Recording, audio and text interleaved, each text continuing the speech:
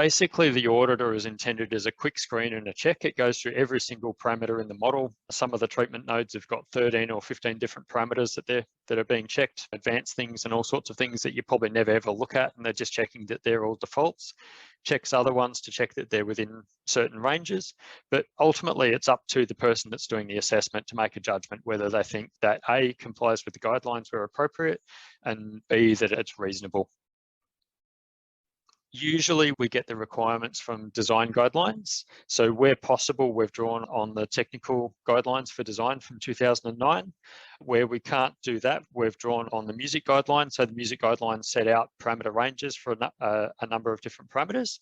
And then what we've done in a number of cases where there hasn't really been solid design guidance for something, but we've felt that it's important to provide some guidance, what we've done is what we've called an internal guideline requirement. So we've basically set the requirement in the music guidelines for design, then we've referenced that in the music auditor. So these ones are not formal design requirements, but they're strongly recommended that you try to follow those wherever you can. We then have another level, which is a recommendation, and that's really common sense or typical usage. So, we might have set a limit on a wetland so that if someone puts a water level of more than 1 metre on it, it comes up with a red flag, because realistically, no wetland should be more than 1 metre deep, but there isn't any specific guidance that say what depth it can be. So we've set some parameters like that. Overflow weirs are a good example. We've set it to flag if they've set to a small weir width. Now, that's not saying you can't have a small weir. It depends entirely on the size of your system. If you double the size of your system, you probably need to double the size of your weir.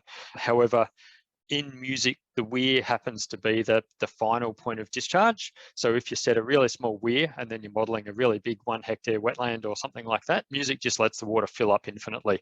So you could have 10 metres of water sitting on top of that wetland, which obviously is ridiculous, but music will let you do it. So what we do is some simple checks, pick up those kind of things.